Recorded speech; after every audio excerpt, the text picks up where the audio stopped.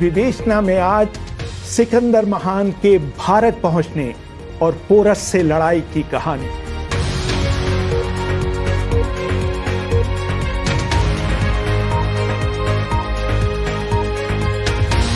अभिवादन स्वीकार करिए रेहान फदल का। ग्रीक दार्शनिक और इतिहासकार प्लूटार्च ने सिकंदर की शख्सियत का वर्णन करते हुए कहा था कि उसका रंग तो गोरा था, लेकिन चेहरा लालिमा लिए हुए था। उसका कद एक आम मैसिडोनियन की तुलना में छोटा था, लेकिन इसका युद्ध के मैदान में कोई असर नहीं दिखाई देता था। सिकंदर दाढ़ी नहीं रखता था, उसके गाल पतले थे, जबड़ा चौकोर था और उसकी आंखों में गजब का दृढ़ संकल्प दिखाई देता था। मार्कस कर्टियस ने सिकंदर की जीवनी हिस्ट्री ऑफ अलेक्जेंडर में लिखा था, सिकंदर के बाल सुनहरे और घुंघराले थे। उसकी दोनों आंखों का रंग अलग अलग था। उसकी बाईं आंख सिलेटी थी और दाहिनी काली। उसकी आंखों में इतनी ताकत थी कि सामने वाले को उसे देखने भर से दहशत हो जाती थी। सिकंदर हमेशा होमर की किताब the Iliad of the casket अपने साथ लेकर चलते थे। यहां तक कि सोते समय भी वो उसे अपने तकिए के नीचे रखते थे। प्लूटार्च सिकंदर की जीवनी the life of Alexander the great में लिखते हैं, सिकंदर ने देह के आनंद में कभी कोई दिलचस्पी नहीं दिखाई, जबकि दूसरे मामलों में उनसे साहसी और निडर कम लोग हुए होंगे। बचपन से ही महिलाओं के प्रति उन्होंने सम्मान का भाव रखा। ये वो जमाना था जब गुलाम लड़कियों, रखैलों और यहां तक कि पत्नियों को निजी संपत्ति समझा जाता था।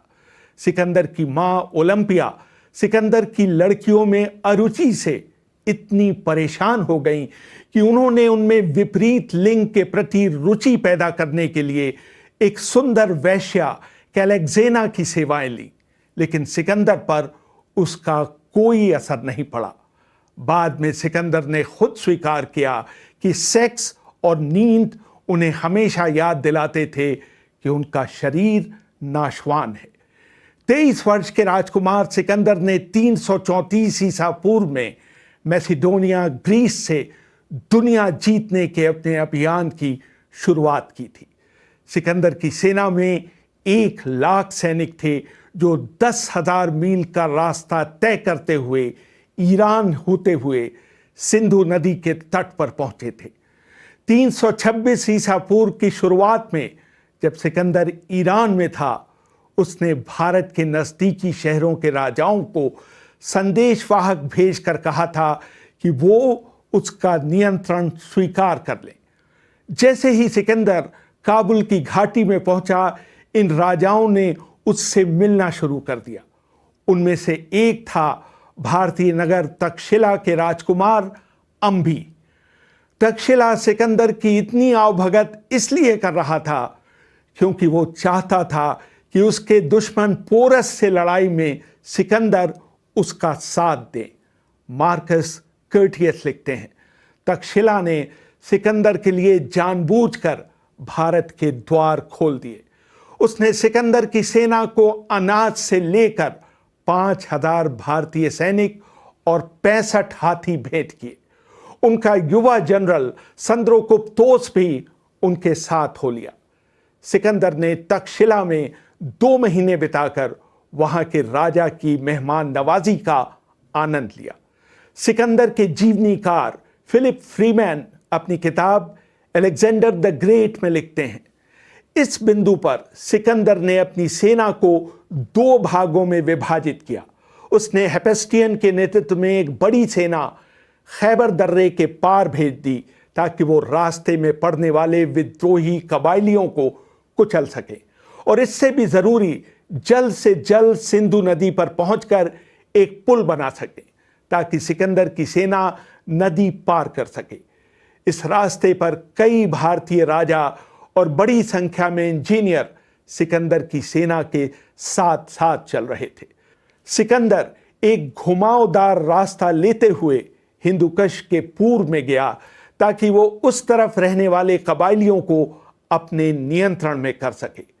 रास्ते में सिकंदर को उन राजाओं के जितने भी किले मिले जिन्होंने उसके सामने हथियार नहीं डाले थे, उसने उन सब किलों पर कब्जा किया।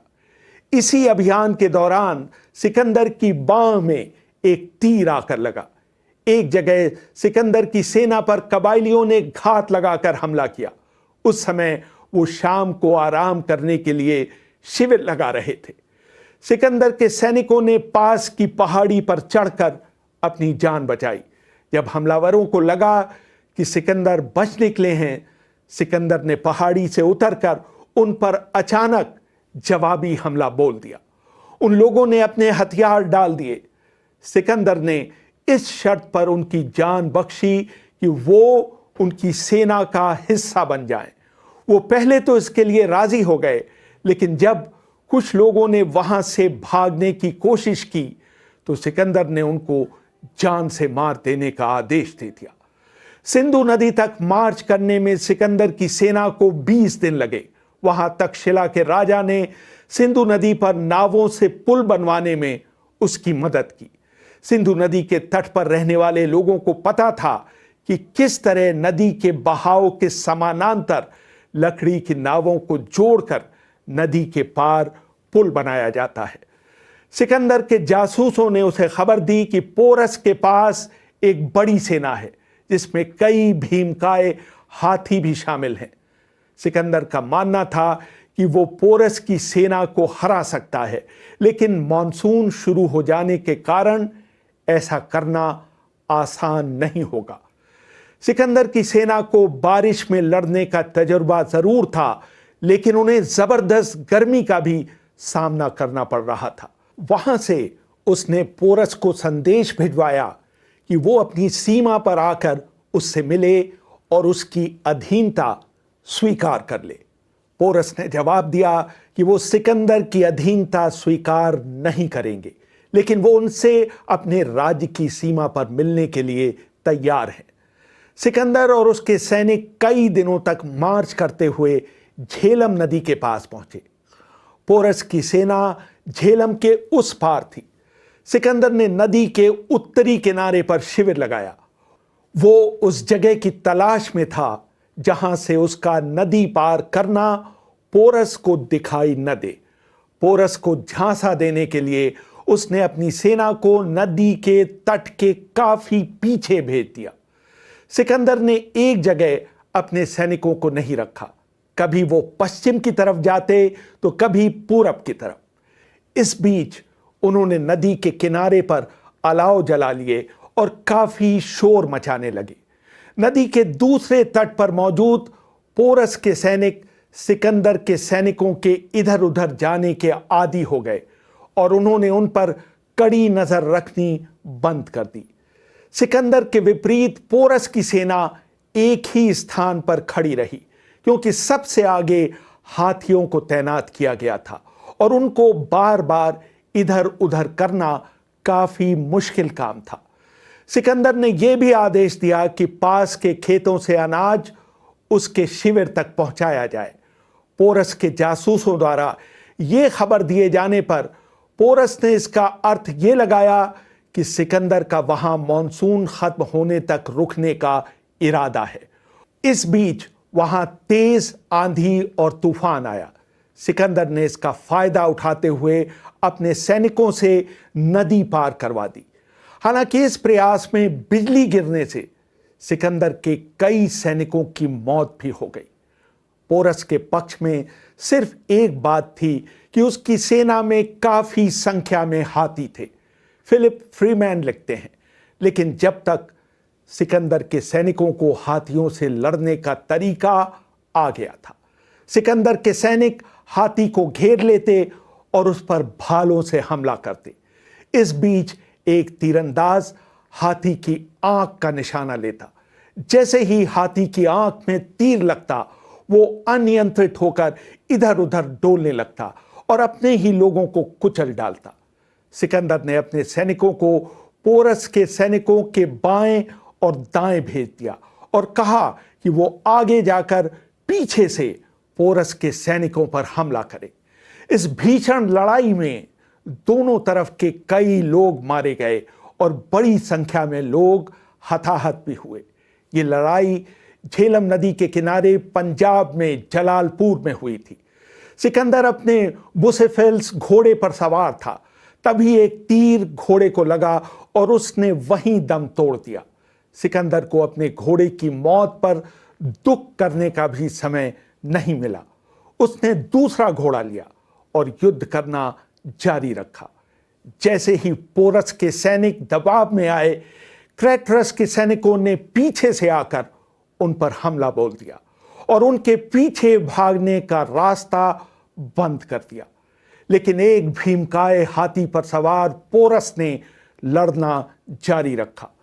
सिकंदर ने उसके साहस की प्रशंसा करते हुए उसके पास संदेश भिजवाया कि अगर वो हथियार डाल दे तो उसकी जान बख्श दी जाएगी। इस संदेशवाहक का नाम ओम्फिस था। पोरस ने इस संदेशवाहक को अपने भाले से मारने की कोशिश की। तब सिकंदर ने पोरस के पास एक दूसरा संदेशवाहक भेजा। उसने पोरस को हथियार डालने के लिए मना लिया। फिलिप फ्रीमैन लिखते हैं, जब दोनों राजा मिले तो पोरस के हाथी ने घायल होते हुए भी घुटनों के बल बैठकर उसे नीचे उतरने में मदद की। सिकंदर पोरस के 6 फीट ऊंचे डीलडॉल को देखकर बहुत प्रभावित हुआ। बंदी बनाने के बाद सिकंदर ने पोरस से पूछा कि उसके साथ किस तरह का सलूक किया जाए। पोरस ने तुरंत जवाब दिया, जो एक राजा दूसरे राजा के साथ करता है। सिकंदर ने पोरस को मरहम पट्टी कराने के लिए युद्ध क्षेत्र से जाने की अनुमति दे दी। कुछ दिनों बाद उसने पोरस को न सिर्फ उससे जीती हुई जमीन लौटा दी, बल्कि आसपास की कुछ अतिरिक्त जमीन भी उसे सौंप दी। सिकंदर के सहायकों ने इसे पसंद नहीं किया।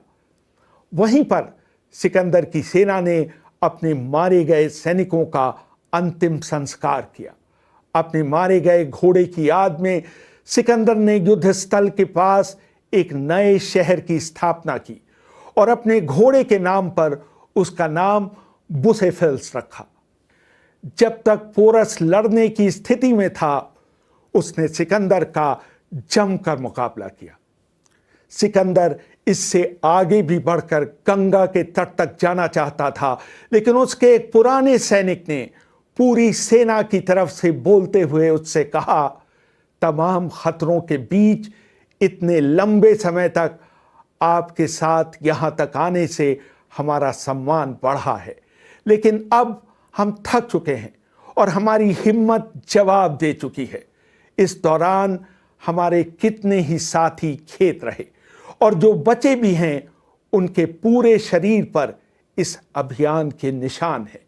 उनके अपने कपड़े कब के तार तार हो गए। अब उन्हें अपने कवच के नीचे ईरानी और भारतीय कपड़े पहनने पड़ रहे हैं।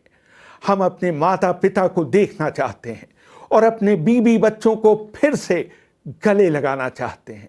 हम चाहते हैं कि हम सब वापस मैसिडोनिया चलें। उसके बाद आप नई पीढ़ी के लोगों को लेकर एक बार फिर दूसरे अभियान पर निकल जाइएगा। जहां तक हमारा सवाल है, हम इससे आगे नहीं जा सकते। जैसे ही उस सैनिक ने बोलना समाप्त किया, सभी सैनिकों ने ताली बजाकर उसका स्वागत किया। लेकिन सिकंदर को उसका ये कहना अच्छा नहीं लगा। वो गुस्से में उठा और अपने टेंट की तरफ चला गया। 3 दिन तक उसने अपने किसी निकट सहयोगी से बात नहीं की। वो इंतजार करता रहा कि उसके सैनिक उसके पास आकर उसे मनाएंगे और अपने कहे पर माफी मांगेंगे, लेकिन इस बार उसके पास कोई नहीं आया। आखिर सिकंदर को स्वीकार करना पड़ा कि गंगा तक जाने का उसका सपना अब कभी पूरा नहीं हो सकेगा। उसने अपने सारे सैनिकों को जमा कर ऐलान किया, वो अपने घर वापस जा रहे हैं।